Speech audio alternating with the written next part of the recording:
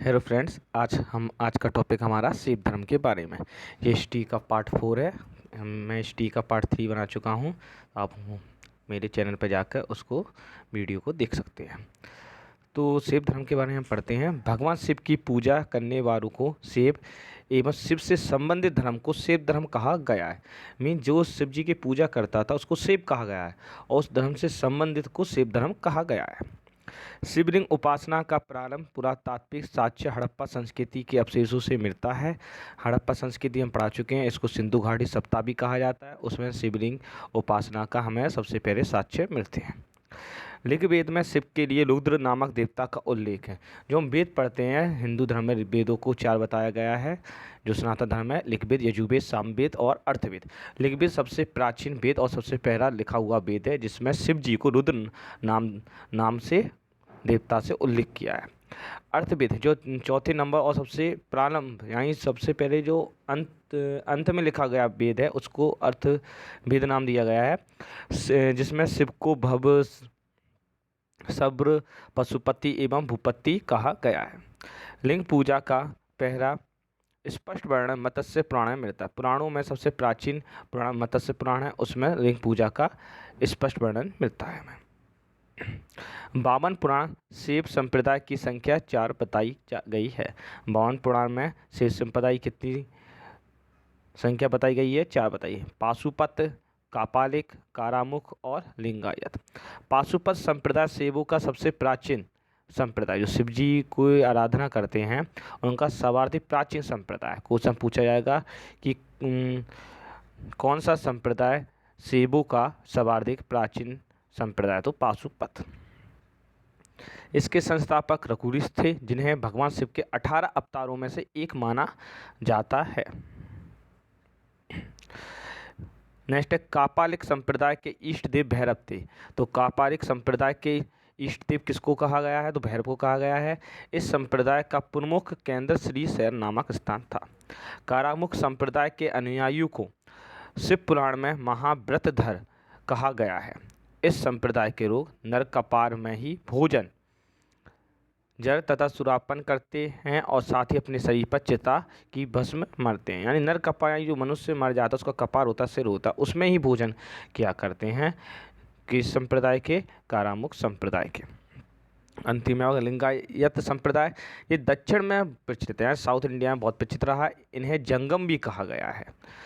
इस संप्रदाय के लोग शिव लिंग की उपासना करते हैं। यहाँ तक आपको याद रखना है। उसके बाद है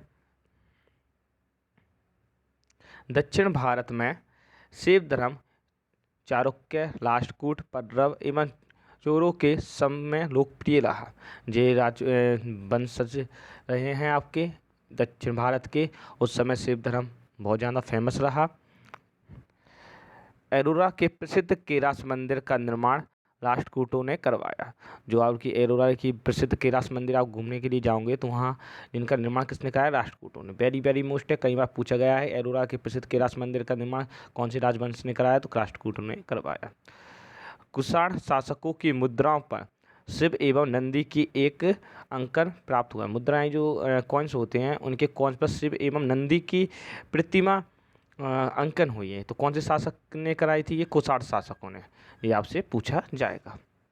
ये याद कर लेना, चोर शासक राजराज प्रथम ने तंजौर में प्रसिद्ध राजेश्वर शिव मंदिर का निर्माण करवाया था, जिसे बृहदीश्वर मंदिर के नाम से भी जाना जाता है।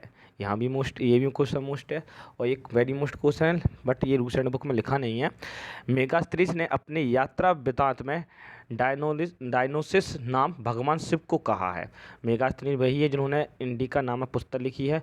उन्होंने भगवान शिव को डायनोसिस नाम से बताया। नेक्स्ट आपका वैष्णव धर्म। वैष्णव धर्म के विषय में प्रारंभिक जानकारी उपनिषदों से मिलती है। उपनिषद हम आपको बता चुके हैं, जिनकी संख्या 108 है। इसका विकास भगवत धर्म से हुआ है। नारायण के पूजक मूलतः पंचरात्र कहे जाते थे। वैष्णव धर्म के प्रवर्तक कृष्ण थे, जो वृषण कबीले के थे और जिनका निवास स्थान मथुरा था। कृष्ण का उल्लेख सर्वप्रथम छांदोग्य उपनिषद में देवकी पुत्र और अंगिरस के शिष्य के रूप में हुआ है। विष्णु के 10 अवतारों का उल्लेख मत्स्य पुराण में मिलता है। मत्स्य पुराण हम पिछली क्लास में पढ़ चुके हैं। इसमें भगवान विष्णु के 10 अवतार बताए गए हैं। मत्स्य, कूर्म, वराह, नृसिंह, वामन, परशुराम, राम, बलराम, रुद्र एवं करकी। करकी कहा जाता है कलयुग में इसका जन्म होगा। गुप्त काल में विष्णु का वराह अवतार सर्वाधिक प्रसिद्ध था। गुप्त वंश में आगे ही पढ़ेंगे कि गुप्त वंश में मंदिर बनना भी शुरुआत हो चुकी थी। पहले क्या है, मूर्तियां बनती थी, बट जैसे गुप्त वंश शुरू हुआ तो मूर्तियों के साथ मंदिर का भी निर्माण होना शुरू हो चुका था। वैष्णव धर्म में ईश्वर को प्राप्त करने के लिए सर्वाधिक महत्व भक्ति को दिया गया है। यानी आपको यदि ईश्वर की प्राप्ति करना है तो आपको भक्ति करना पड़ेगा। तो इसको क्या माना गया, भक्ति द्वारा ईश्वर की प्राप्ति कर सकते हैं, ऐसा वैष्णव धर्म में कहा गया है। नेक्स्ट है आपका इस्लाम धर्म। इस्लाम धर्म के संस्थापक हजरत मोहम्मद साहब थे। हजरत मोहम्मद साहब का जन्म 570 ईस्वी में मक्का में हुआ था। तो क्वेश्चन पूछा जाएगा कि इस्लाम धर्म के संस्थापक कौन है, तो हजरत मोहम्मद साहब थे। हजरत मोहम्मद साहब के पिता का नाम अब्दुल्ला और माता का नाम अमीना था। ये आपको याद करना है कुछ पॉइंट। ये सिख धर्म का है। प्राचीन जो पिक्चर है इस तरह बनाए गए हैं मंदिर, ये सिख धर्म ही के हैं। दक्षिण भारत में आप घूमने के जाएंगे तो ऐसे मंदिर आपको जरूर मिलेंगे। मोहम्मद की शादी 25 वर्ष की अवस्था में खदीजा नामक विधवा के साथ हुई। मोहम्मद की पुत्री का नाम फातिमा, वेरी मोस्ट क्वेश्चन पूछा जाता है, मोहम्मद की पुत्री का नाम क्या था, फातिमा, एवं दामाद का नाम अली था।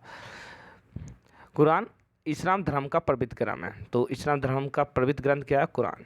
जैसे अपने हिंदू धर्म में रामचरितमानस है, भगवत गीता है, वैसे ही इस्लाम धर्म में कुरान है। पैगंबर मोहम्मद साहब ने कुरान की शिक्षाओं का उपदेश दिया। हजरत मोहम्मद साहब की मृत्यु 8 जून 632 ईस्वी को हुई। इन्हें मदीना में दफनाया गया। तो मक्का मदीना अलग अलग जगह है, एक जगह मक्का, आगे मदीना है। तो आदमी जाते हैं घूमने के लिए सऊदी अरब में, मक्का मदीना कह देते हैं इसको। मोहम्मद साहब की मृत्यु के बाद इस्लाम सुन्नी तथा शिया नामक 2 पंथों में विभाजित हो गया। जो आपके सुन्नी उन्हें कहते हैं जो सुन्ना में विश्वास करते हैं। सुन्ना पैगंबर मोहम्मद साहब के कथनों तथा कार्यों का विवरण है। शिया अली की शिक्षाओं में विश्वास करते हैं तथा उन्हें मोहम्मद साहब का न्याय सम्मत उत्तराधिकारी मानते हैं। तो मैक्सिमम संप्रदाय नहीं हैं जो आगे जाके दूसरे धर्म में बढ़ गए, जैसे बौद्ध धर्म हीनयान महायान में बढ़ चुका था आपका। तो इस तरह है आपका इस्लाम धर्म भी बाद में जाकर शिया और सुन्नी में बढ़ गया। पैगंबर अली की सन 661 ईस्वी में हत्या कर दी गई। पैगंबर मोहम्मद साहब के उत्तराधिकारी खलीफा कह रहा है। खलीफा का फिर भारत में भी बहुत योगदान रहा है। जैसे कि दिल्ली सल्तनत पढ़ेंगे तो खलीफा से उनसे परमिशन ली जाती थी, उनसे आज्ञा ली जाती थी। तो अपने इंडिया में भी खलीफा को बहुत सम्मानपूर्वक सम्मान दिया गया है इस्लाम धर्म के द्वारा। जैसे आप दिल्ली सल्तनत पढ़ोगे तो कुतुबुद्दीन ऐबक आएंगे, आपके इल्तुतमिश आएंगे, तो उसमें खलीफा पद के बारे में भी हम उसके बारे में समझाएंगे। इस्लाम जगत में खलीफा पद 1924 ईस्वी तक रहा और 1924 ईस्वी में इसे तुर्की के शासक मुस्तफ़ा कमाल पाशा ने समाप्त कर दिया। खलीफा पद को हम थोड़े डीप में ही पढ़ेंगे क्योंकि महात्मा गांधी ने भी जो लड़ाई चल रही थी, अंग्रेज़ों के विरुद्ध विद्रोह चल रहा था, तब भी खलीफा पद का बात बार बार उसमें चर्चा हुई है कि ब्रिटिश ने, अंग्रेज़ों ने खलीफा के बारे में कुछ गलत कह दिया था, जिसका विरोध भारत में बहुत देखने को मिला था। मुस्लिम लोगों ने अंग्रेज़ों को बहुत ज़्यादा विरोध किया था। तो खलीफा के बारे में आगे की क्लास में थोड़े डीप में पढ़ेंगे। मोहम्मद साहब पैगंबर के जन्मदिन पर ईद ए मिलाद उन नबी पर्व मनाया जाता है। ये है आपका इस्लाम धर्म। आगे की क्लास में हम पढ़ेंगे ईसाई धर्म के बारे में।